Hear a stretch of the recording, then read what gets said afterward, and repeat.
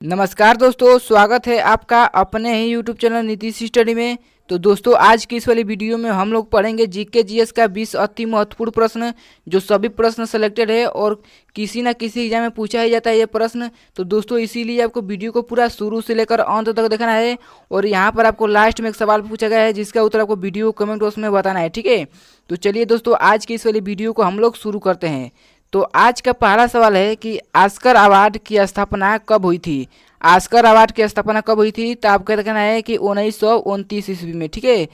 तो इस प्रश्न का बिल्कुल सही जवाब होगा ऑप्शन नंबर ए। चलिए अगला सवाल देखते हैं। दोस्तों, अगर आपको किसी भी प्रश्न का उत्तर पहले से आता होगा तो वीडियो कमेंट बॉक्स में जरूर बताइएगा। अगला सवाल है दोस्तों कि रजमन्नमा किस हिंदू ग्रंथ का फारसी अनुवाद है? तो आपको कहना है कि महाभारत, ठीक है। तो इस प्रश्न का बिल्कुल सही जवाब होगा ऑप्शन नंबर सी।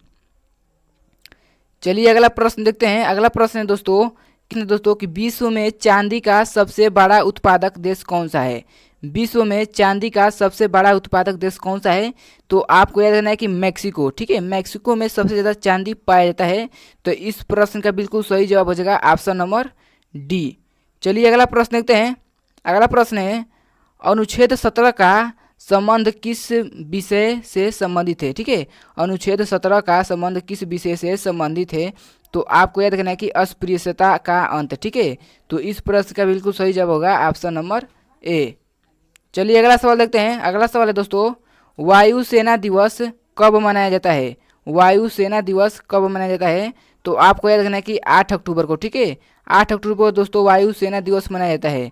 तो इस प्रश्न का बिल्कुल सही जवाब होगा आपका ऑप्शन नंबर बी। चलिए अगला प्रश्न देखते हैं। 8वीं पंचवर्षीय योजना की समयावधि कितनी थी? 8वीं पंचवर्षीय योजना की समयावधि कितनी थी? तो आपको याद रखना है कि 1992 से लेकर 1997 ईस्वी तक, ठीक है। 1992 से लेकर 1997 ईस्वी तक, मतलब 5 वर्ष थी, ठीक है। तो दोस्तों इस प्रश्न का बिल्कुल सही जवाब होगा आपका ऑप्शन नंबर सी, ठीक है। चलिए अगला सवाल देखते हैं दोस्तों। कैमूर पहाड़ी किस राज्य में स्थित है? कैमूर पहाड़ी किस राज्य में स्थित है?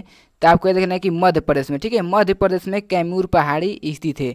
तो इस प्रश्न का बिल्कुल सही जवाब होगा आपका ऑप्शन नंबर डी। तो दोस्तों, अगर आप हमारे चैनल पर नए हैं तो चैनल को सब्सक्राइब कर लीजिएगा और आपको वीडियो अच्छी लग रही है तो वीडियो को भी लाइक कर लीजिएगा, ठीक है। तो अगला सवाल है दोस्तों सूर्य कुमार यादव किस खेल से संबंधित है? सूर्य कुमार यादव किस खेल से संबंधित है? तो आपको याद रखना है कि क्रिकेट से, ठीक है। क्रिकेट से सूर्य कुमार यादव संबंधित है। तो इस प्रश्न का बिल्कुल सही जवाब होगा दोस्तों ऑप्शन नंबर सी। चलिए अगला सवाल देखते हैं। जम्मू कश्मीर में विधानसभा के कितने सीटें हैं? जम्मू कश्मीर में विधानसभा का कितने सीटें हैं? तो आपको देखना है कि 87, ठीक है। जम्मू कश्मीर विधानसभा की 87 सीटें हैं। तो इस प्रश्न का बिल्कुल सही जवाब होगा आपका ऑप्शन नंबर डी। चलिए अगला प्रश्न देखते हैं। 10वां प्रश्न क्या है? केंद्रीय चमड़ा अनुसंधान संस्थान कहाँ स्थित है? केंद्रीय चमड़ा अनुसंधान संस्थान कहाँ स्थित है? तो आपको देखना है कि चेन्नई में, ठीक है। चेन्नई में दोस्तों केंद्रीय चमड़ा अनुसंधान संस्थान स्थित है। तो इस प्रश्न का बिल्कुल सही जवाब हो जाएगा आपका ऑप्शन नंबर ए। चलिए अगला सवाल देते हैं दोस्तों ये प्रश्न सभी प्रश्न सिलेक्टेड हैं, इसीलिए आपको वीडियो को पूरा अंत तक देखना है, पूरा ध्यान से देखना है, ठीक है।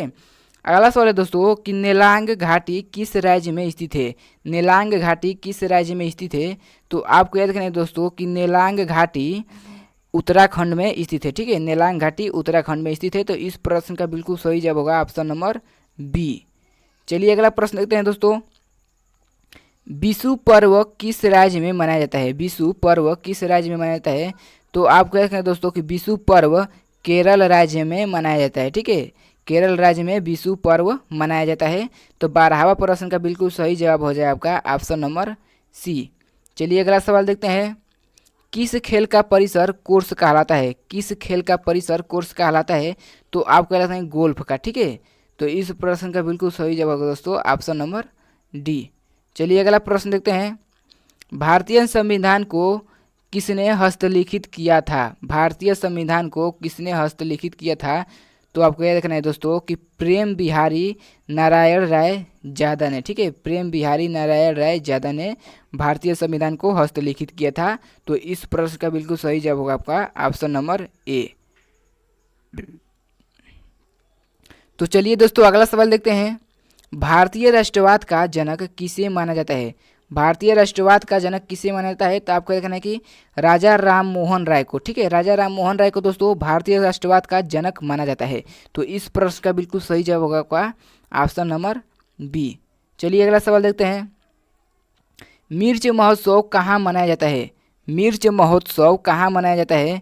तो आपको याद रखना है कि मध्य प्रदेश में। ठीक है, मध्य प्रदेश में दोस्तों मिर्च महोत्सव मनाया जाता है। तो 16वां प्रश्न का बिल्कुल सही जवाब हो जाएगा आपका ऑप्शन नंबर डी। चलिए अगला प्रश्न देखते हैं। भारतीय संविधान की 10वीं अनुसूची किससे संबंधित है? भारतीय संविधान की 10वीं अनुसूची किससे संबंधित है? तो आपको याद रखना कि दल बदल कानून से। ठीक है, दल बदल कानून से दोस्तों भारतीय संविधान की 10वीं अनुसूची संबंधित है।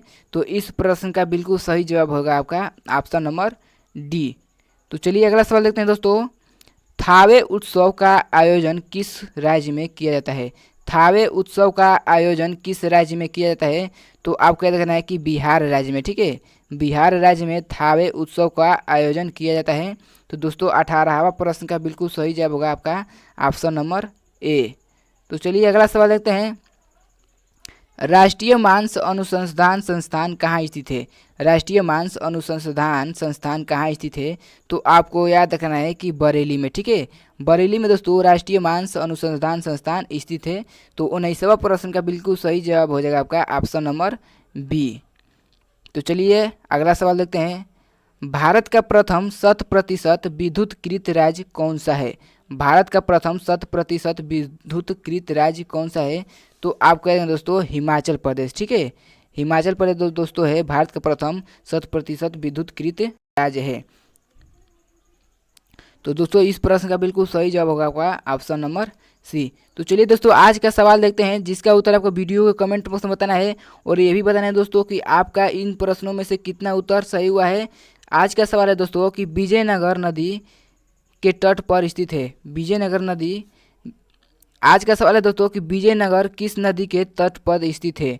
विजयनगर किस नदी के तट पर स्थित है? तो दोस्तों आपको इसका उत्तर वीडियो कमेंट बॉक्स में बताना है और ये भी बताना है दोस्तों कि कितना प्रश्न आपका सही हुआ है। ठीक है, और चलिए दोस्तों अगर आपको वीडियो अच्छी लगी तो वीडियो को लाइक करिएगा और चैनल को भी सब्सक्राइब करिएगा। तो चलिए मिलते हैं अगले वीडियो में, तब तक धन्यवाद।